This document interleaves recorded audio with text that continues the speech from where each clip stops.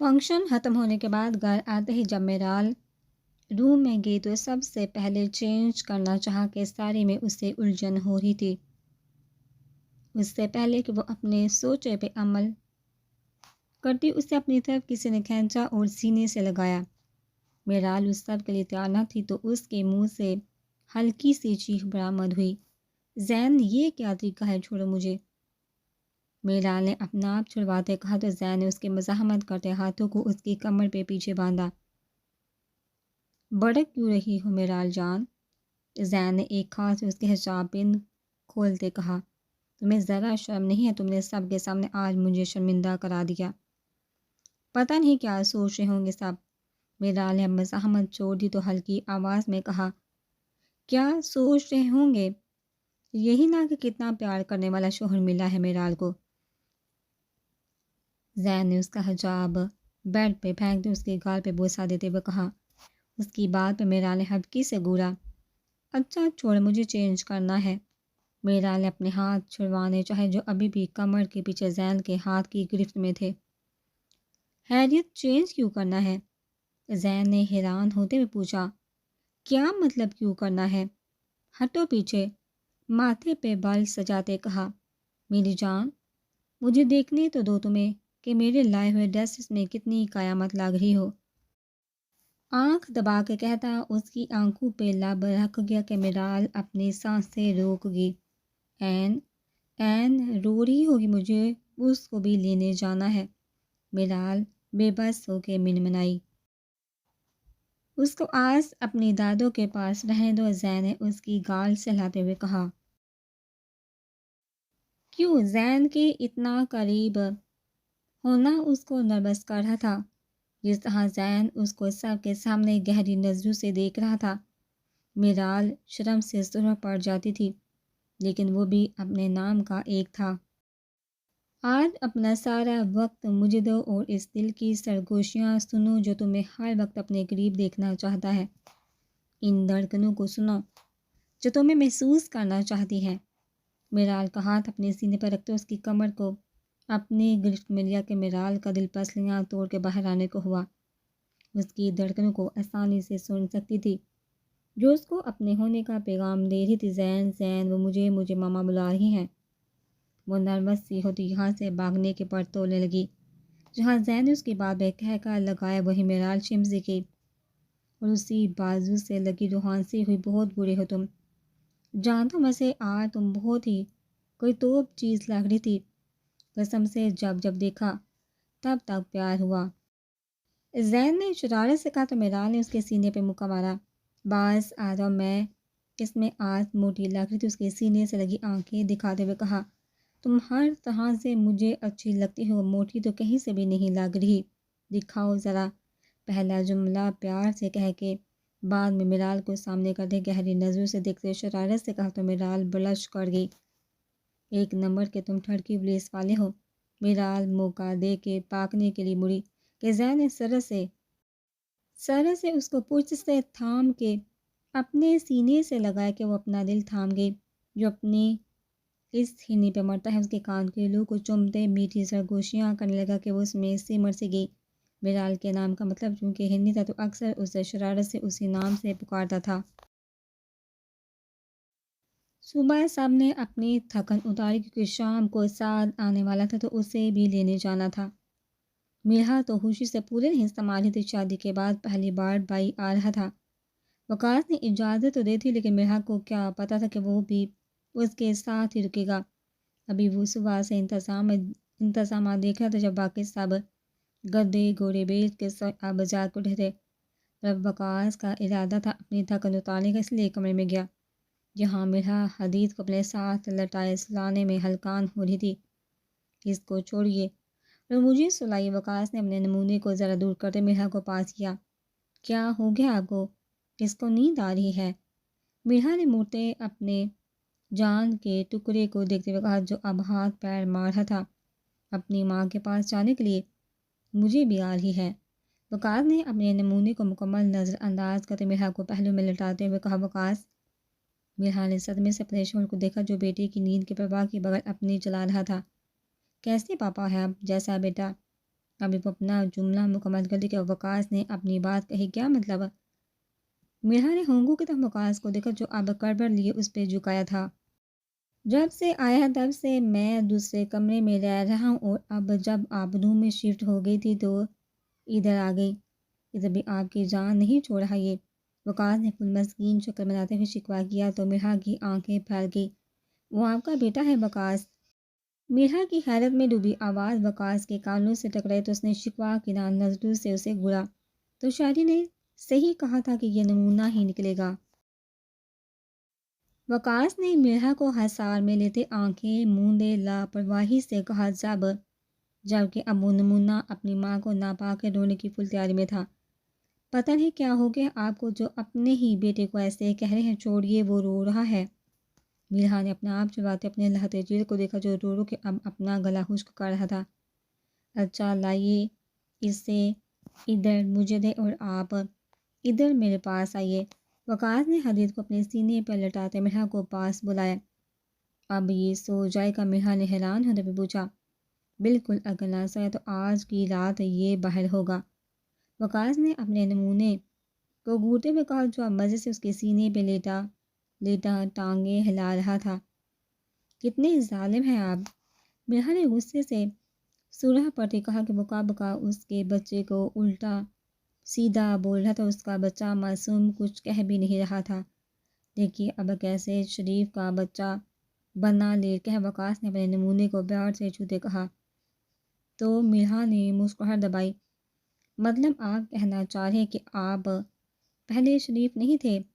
اس کے بازو پہ سر رکھتے شرارت سے کہا تو وقاص نے اپنی معصوم بیوی کو دیکھا جو آج کل الگ ہی ادائیں دکھا رہی تھی۔ جب آپ کو دیکھتا ہوں تو شریف کہاں رہتا ہوں؟ وہ بھی آگے سے شرارت سے گویا ہوا تو مرحا سٹ پٹا گئی۔ اس کے کندھے پہ ایک چپت رسید کی، آرام کر لے تھوڑا سا، پھر آپ کے بھائی کو لینے جانا ہے، اس کے بعد بھی آپ تھک جائیں گی۔ وقاص نے مرحا کو اٹھتے دیکھا تو ٹوکا، امی نے بلایا تھا کہ حدید کو اصلاح کی ان کی بات سنو، اور اب تو آپ پاس ہیں تو ان کی بات سن کے آتی ہوں، مسکرا کے کہتی وہاں سے چلی گئی۔ چل آ جا میرے شیر، وقاص نے سوتے حدید کو اپنے بازو پہ لٹاتے ہوئے کہا، اس کے روئی جیسے گال پہ بوسہ دے کہ وہ اس کی شیب کی چوبن سے کسمس آیا۔ میری بیوی کو اتنا تنگ نہ کیا کر، اس سے تھوڑا دور بھی رہا کرو۔ اس کی چھوٹی سی گلابی انگلیوں کی نرماہٹ کو اپنے لبوں سے لگاتا محسوس کرتا سرگوشی میں کہہ رہا تھا، تم میرے دل کی دھڑکن اور تمہاری ماں میرا دل۔ اس کے ماتھے پہ شدت سے بوسہ دیتے آنکھیں موند گیا۔ رات کو جب ساتھ کو گھر لائے تو سب بہت خوش تھے۔ شاعری بھی اپنی شادی سے ایک دن پہلے بے شرموں کی طرح سسرال میں موجود تھا اور اپنے دانتوں کی نمائش مسلسل کر رہا تھا۔ آسیہ امی نے سب کے لیے روم تیار کروا دیا تھا۔ وقاص اور دانی کی فیملی ادھر ہی تھی تو آسیہ امی نے سعد کو بھی یہیں رکنے کا کہا کہ اکیلے گھر میں کیا کرے گا۔ جب سعد فریش ہونے کا کہہ کے اوپر روم میں جانے لگا تو کسی سے زور سے ٹکرایا کہ اگلا اپنا ماتھا پکڑ کے بیٹھ گیا۔ اف، آدمی ہے یا پہاڑ، کیا کھاتے ہیں؟ ربیہ جو اوپر ایک ضروری کام سے گئی تھی آتے وقت سعد سے ٹکرا گئی اور اپنا ماتھا سہلاتے کہا تو سعد نے اسے کھڑا کیا جو سیڑھیوں میں بیٹھ کے اپنا غم غلط کرنے میں مصروف تھی۔ آئی ایم سوری، میں نے دیکھا نہیں تھا، سعد نے شرمندہ سا کہا تو رابعہ نے اپنے سامنے کھڑے اس خوبرو نوجوان کو دیکھا جو کسی بھی لڑکی کا دل جیت سکتا تھا اور شاید دل جیت بھی چکا تھا۔ کوئی بات نہیں، رابعہ کا کہ وہاں سے کھسک لی، پیچھے میں اس کی جلد بازی پہ مسکرا اٹھا۔ دو دل مل رہے تھے مگر چپ چپ کے۔ ابھی وہ نیچے اتری تھی کہ کنزی کی شرارتی آواز اس کے کان سے ٹکرائی تو وہ چم اٹھی۔ یہ کیا بکواس ہے؟ رابعہ نے غصے سے گھورتے ہوئے پوچھا۔ ارے بکواس نہیں، یہ تو پیار ہے پہلی نظر والا۔ وہ کیا گانا تھا میرا آپی؟ ہاں، پہلی نظر میں ایسا جادو کر دیا کہ انسان نے کہہ کے لگاتے ہوئے کہا تو میرا بھی مسکراہٹ جو ساتھ رابعہ کی ٹکر دیکھ چکی تھی۔ ایسا کچھ نہیں میرا آپی، رابعہ نے کنزا کو گھورتے ہوئے میرا کو رونی صورت بنا کے کہا کہ وہ اپنی ہنسی دبا گئی۔ ارے اس کو چھوڑو، یہ بتاؤ میرا بھائی کیسا لگا؟ میرا بھی شرارت سے گویا ہے تو رابعہ کو وہاں سے 9-2-11 ہونے میں ہی عافیت لگی۔ مجھے آنٹی بلا رہی، یہ کہہ کہ وہ تو بھاگ گئی پیچھے، دونوں مسکرا دی۔ میرا کو رابعہ اپنے بھائی کے لیے اچھی لگی تھی، سادہ سی بولی بھائی، اور وہ آباسی امی سے کہہ کے سعد بھائی کا بھی رشتے کی بات کریں گی کہ جلد اس کے بھائی کی بھی شادی ہو جائے۔ اگلے دن ہر طرف خوشی کا سما تھا۔ نوال اور میرال کو زین پارلر چھوڑ آیا تھا۔ قرآن کی اس کے دادو نے ہی تیار کیا تھا۔ چھوٹی سی فراک پہنے وہ کوئی موم کی گڑیا لگ رہی تھی۔ جب سب تیار گھوم رہے تھے تو اتنے میں دلہے میاں ایسے ٹروزر شرٹ میں گھوم رہے تھے، لیکن جب جمال صاحب کی نظر پڑی تو اچھے سے کلاس لگائی۔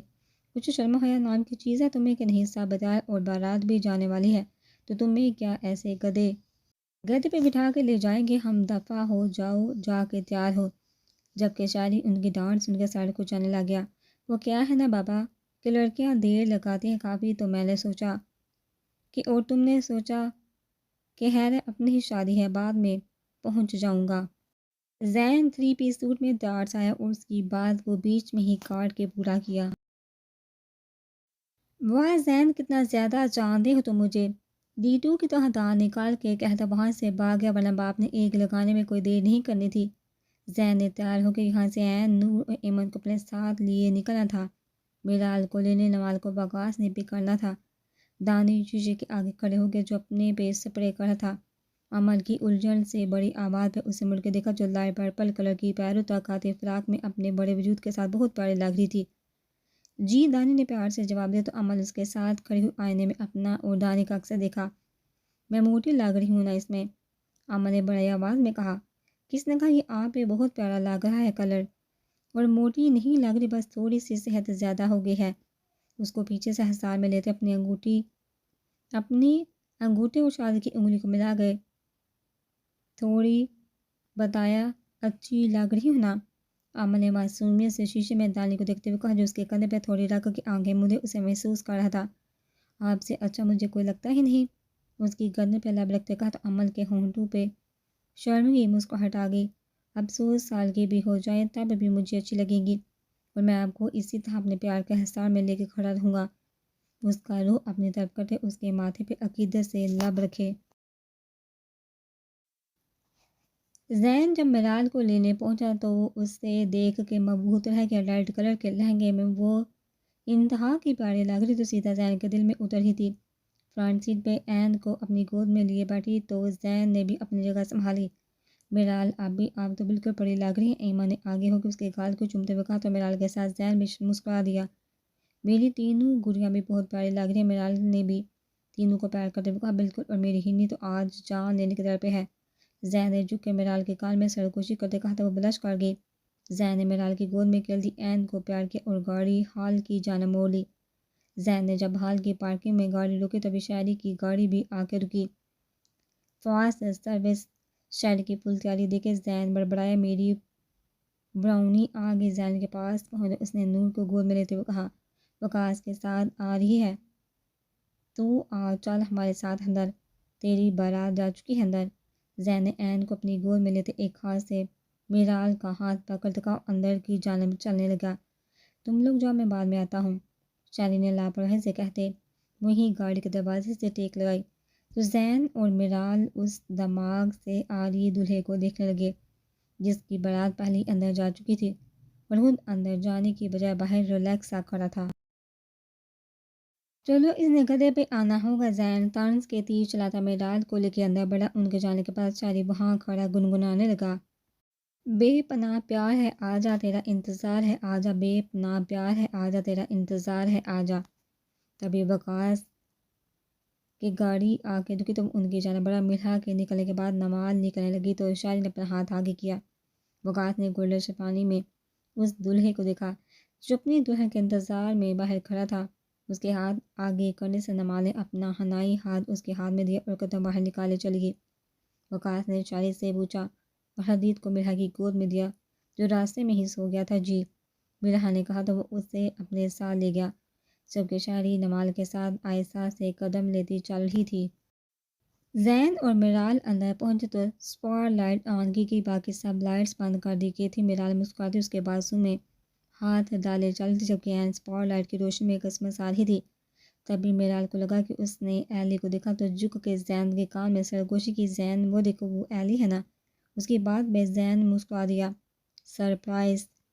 اس کے کہنے میں میرال الجھی پھر زین نے اسے اپنے ہمراہ لے جاتے اسٹیج پہ بٹھایا۔ تبھی ایما کے ساتھ تھامس بھی آئے وہاں جن کو دیکھ کے میرال بہت خوش ہوئی۔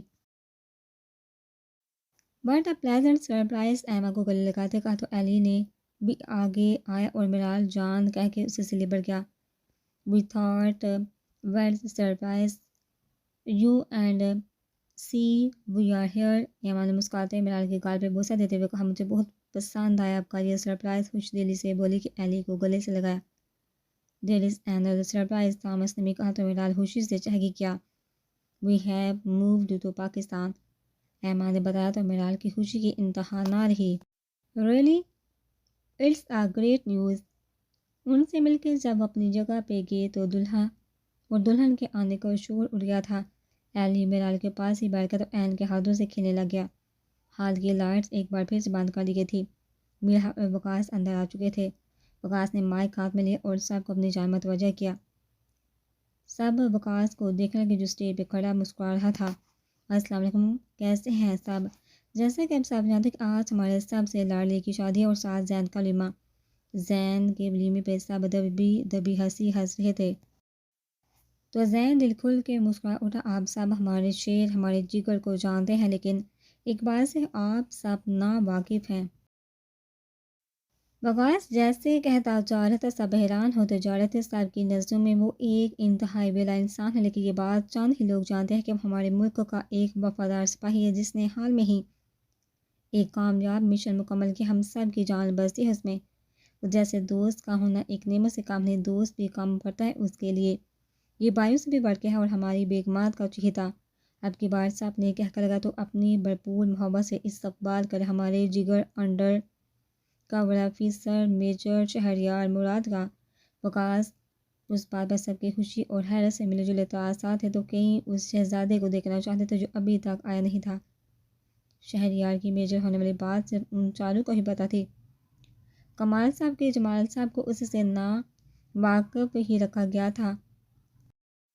شہری یونیورسٹی ایک مشن سے ہی گیا تھا جو جڑا تو تلابر کے مشن کے ساتھ ہی تھا لیکن اس سے الگ ہی گیز سامنے آیا جس کو شاعری نے اکیلے ہی ہینڈل کیا. شاعری کو پسند نہیں تھا کسی کے سامنے رہ کے کام کرنا، اسی لیے وہ چپ کے اپنا کام سارے انجام کرتا تھا. اور یہی بات وکاس اور دانی اس کو تانگ کرتے تھے کہ وہ نماز کو شادی سے پہلے بتا دیں گے جس پہ وہ بھی ان کو ان کی پرانی محبوباؤں کی دھمکی دے کے چپ کروا دیتا تھا. سپاٹ لائٹ ہال کے دروازے کی جانب یہ ہلکا سا میوزک اپنے سر بکھیرنے لگا اور ہال کا دروازہ کھلا تو سب کی نظریں وہاں پہ چمس کے گولڈن لہنگے میں وہ شاعری کے ہاتھ میں ہاتھ ڈالے نظریں جھکائے مسکراتی چھوٹے سے قدم لے رہی تھی اور سائڈ پہ کھڑی لڑکیاں ان پہ پھولوں کی پتیاں پھینک کم شاعری کو گول زیادہ رہی تھی. لیکن وہ بے نیاز تھا. اپنی برونی کا لہنگا ایک سائڈ سے پکڑ کے چلتا جا رہا تھا. صاحب نے ہوٹنگ شروع کر دی. یہ وہ دلہا تھا جو اپنی بارات کو اندر بیچ کے خود اپنی دلہن کے ساتھ انٹر ہوا تھا. کئی رشک بڑی نظروں سے دیکھ رہے تھے تو کئی ان کی جوڑی کو سرا رہے تھے. ماشاءاللہ کتنے پیارے لگ رہے ہیں میرے بچے. سارا بیگم نے خوشی سے اپنی نام آنکھیں صاف کرتے ہوئے کہا اللہ ان کو ایسے ہمیشہ مسکراتا رکھے آمین. حتیجہ بیگم نے کہا. حضرت صاحب نے آمین کہا. اسٹیج پہ پہنچ کے شاعری نے نمال کو احتیاط سے اپنے پہلو میں بٹھایا. اس کی مسکراہٹ تھی کہ کم ہونے کی نام نہیں لے رہی تھی. سب نے باری باری ان کی بدائی اور انہیں خوشیوں کی دعا دی. جب دودھ پلائی کی رسم آئی تو شاعری نے حذیفہ کی خوب ٹانگ کھینچی لیکن اس کے ساتھ آج وقار تھا تو پیسے نکلوا کے ہی دم لیا. رخصتی کا شور اٹھا تو نمال کا دل لرز گیا. چاہے جتنی بھی شوہ چنچل تھی لیکن اپنے ماں اپنے گھر سے دور جا رہی تھی تو کیسے آنسو کو روک سکتی تھی. شاعری نے بغیر کسی کی موجودگی کا لحاظ کی اسے اپنے ساتھ لگا تو سب اس کی کیئر پہ مسکرا دیے. جب وہ چپ نہ کی تو شاعری خود ہی اسے گاڑی میں لے کے بیٹھ گیا اور کہہ دیا کہ اس نے ایسے سب میں چپ نہیں ہونا تو محفل زعفران ہوگی. توبہ ہے تم سے بھی بڑا بے شرم ہے یہ. میرال عائشہ سے بڑبڑائی جو ساتھ کھڑے زین نے سن لیا. کیوں اعتراض ہے کوئی؟ زین نے سنجیدگی سے پوچھا جبکہ آنکھوں میں شرارت واضح تھی. اف ایسے گھورو نہیں سب میں. میرال نے اس کا چہرہ اپنے ہاتھوں سے دوسری طرف کرتے ہوئے کہا تو زین نے ہی ہاتھ پکڑ کے لبوں سے لگائے. شرما گئی ہی نہیں اس کی بات پہ میرال چہرہ نیچے کی مسکرا اٹھی.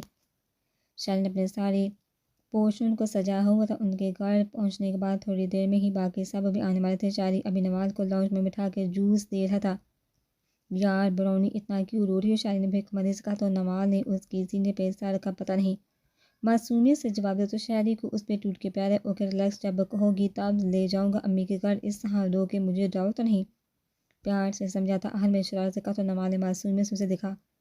میرا میک اپ واقعی خراب ہو گیا، رونا چھوڑ کے نوال کو اپنے میک اپ کی ٹینشن ہونے لگی۔ ہاں، شاعری نے افسوس سے ہاں میں سہلاتے ہوئے کہا، ہے میں نے ابھی پکچر بھی بنوانی تھی۔ نوال ٹینشن میں اٹھ کھڑی ہوئی اور کمرے میں جانے لگی جب شاعری نے اس کا ہاتھ پکڑ لیا۔ صبر کرو میری برونی، اکٹھے جائیں گے سب کو آنے دو، تبھی باقی بھی حال میں دخل ہوئے۔ تھوڑی دیر کی شرارتوں کے بعد سارا بیگم نے میرا سے کہہ کے نمال کو اس کے کمرے میں چھوڑ کے آنے کو کہا تو وہ اسے لے کے چلی گئی۔ شاعری کو وقاص اور دانی نے گھیر لیا تھا کہ ان کو ان کی بیویوں کے حصے کا نیک دے پھر جائے اور وہ ان کی عورتوں والی فرمائش پہ کڑ کے رہ گیا۔ نوال جب روم میں گئے تو ہر طرف پھول ہی پھول بکھرے تھے، چاروں اور خوشبو پھیلی تھی۔ پھر نمال کو وقاص اور دانی کی بات یاد آئی تو پریشان سی سوچنے لگی اور اپنے دل پہ پتھر رکھ کے کام پہ لگ گئی۔ تھوڑی دیر میں ہی کمرے کو پھولوں سے صاف کرتے بیڈ پہ تھکی سی بیٹھی، اب کمرہ بالکل ایسا تھا جیسے یہاں کوئی سجاوٹ تھی ہی نہیں۔ نوال کو وقاص اور دانی نے ایک دن پہلے یہ بات سمجھائی تھی کہ شاعری کو پھولوں سے صحت الرجی اور وہ پھول برداشت نہیں کرتا۔ ماما زبردستی روم ڈیکور کروا رہی ہیں ان کا، لیکن شاعری کو بالکل پسند نہیں، جس پر نوال پریشان ہو گیا، ان سے پوچھا کہ کیا کرے۔ پھر وقاص اور دانی نے اپنے سارے بدلے لینے کے اسے کہا کہ روم میں جاتے ہی سارے پھول اتار دے اور کمرہ صاف کر لے، بالکل پہلے جیسا۔ یہ لگے ہی نہ کہ شاعری کا کمرہ، جس سے سن کے نمال کو تو دکھ ہی لگ گیا کہ اس کے شوہر کو پھول کیوں نہیں پسند، اس لیے اس نے آتے ہی سب سے پہلے سیلفیاں بنائی، پھر پھولوں کو اتارنے والا کام کیا کہ اپنے شوہر کو خوش کر دے، اور اس کا شوہر دانی اور وقاص سے اپنی جان چھڑوا کے آخرت اسے کیا پتہ تھا کہ کمرے میں جا کے ان کو صدمہ لگنے والا ہے۔ نمال کا بے ارادہ تھا کہ گھونگھٹ نکال کے بیٹھ کے اب اپنے سیاں جی کا انتظار کرے۔ 5 منٹ کے بعد ہی دروازہ کھلنے کی آواز آئی، نمال کا دل زور سے دھڑکنے لگا۔ سوری، لگتا ہے غلط روم میں آ گیا۔ نمال کو شاعری کی پرانی پریشانی اور شرمندہ سی آواز آئی تو اس نے دروازے کی جانب دیکھا کہ شاعری جا چکا تھا۔ نمال کو تو کچھ سمجھ نہ آیا اور وہ ویسے ہی بیٹھی رہی۔ تھوڑی دیر بعد شاعری گھر گھوم کے واپس آیا، اپنے کمرے کو حیران پریشان سا چاروں طرف نظر گھما کے دیکھنے لگا کہ جیسے چھوڑ کے گیا تھا ویسے تو نہیں گئے۔ یہ میرا ہی روم ہے نا؟ شاعری نے پھنسی آواز میں کہا۔ جی ہمارے ہے، کیا ہوا ہے؟ ایسے کیوں دیکھ رہے ہیں؟ نمال کو بھی کچھ غلط ہونے کا احساس ہوا تو بیٹھ سے اتر کے اس کے پاس آئی، لیکن میں ایسا تو نہیں چھوڑ کے گیا تھا۔ شاعری نے بیٹھ کے سائڈ ٹیبل کو بھی دیکھتے ہوئے کہا، جہاں اس نے خوبصورت سے گلدستے رکھے تھے وہ میں نے صاف کیا، آپ کو پسند نہیں تھے، اس لیے نمال نے خوشی سے اپنا کارنامہ بیان کیا تو شاعری نے ہونگو کہ تو ہم نے نئی دلہن کو دیکھا جس نے ان کی پہلی رات پہ ہی شاعری کی محنت کا کباڑہ کر لیا تھا۔ کیوں؟ یہ ایک لفظ سے شاعری کے منہ سے برآمد ہوا اور نہ اس میں بولنے کی ہمت تھی۔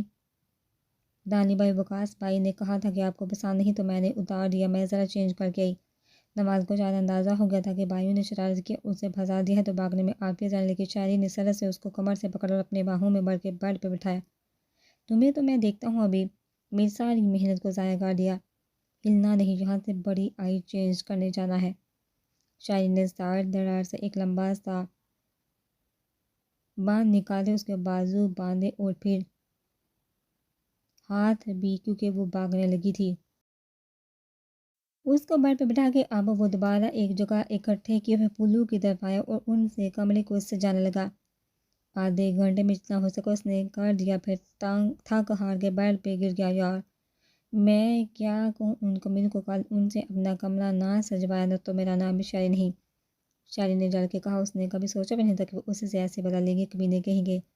پھر شاعری نے نمال کے ہاتھ کھولے اور پھر پاؤں ان پہ لاب رکھ، لیکن نمال نے شکوا کے دان نزول سے کھولے۔ مجھے کیا پتا تھا کہ وہ مجھے الو بنا رہی ہے۔ نمال نے منہ دوسری طرف پھیرتے ہوئے کہا، مطلب صاف تھا کہ وہ اب ناراض ہے، لیکن یار مجھے ایسے بندے کو پھول کیوں نہیں پسند ہوگے، سوچو ذرا۔ شاعری نے نمال کو اپنے پاس کرتے ہوئے اس کے ماتھے پہ لب رکھتے ہوئے کہا، آپ جیسے مطلب نہ سمجھنے سے پوچھا تو شاعری شرارت سے مسکرا اٹھا۔ مجھ جیسے رومانٹک شوہر کو شرارت سے کہہ کر نمال کے گال پہ لب رکھے کہ وہ شرماد ہی ناراض تو نہیں؟ نمال نے اس کے چہرے پہ ہاتھ رکھتے پیار سے پوچھا تو شاعری نے اس کے ہاتھ پہ لب رکھے اور نفی میں سہلایا، تم سے ناراض ہو کہ میں نے جانا کہا ہے، اپنی زندگی سے کون کم بخت ناراض رہتا ہے؟ محبت سے کہتا اس کو خود میں سمیٹ کیا۔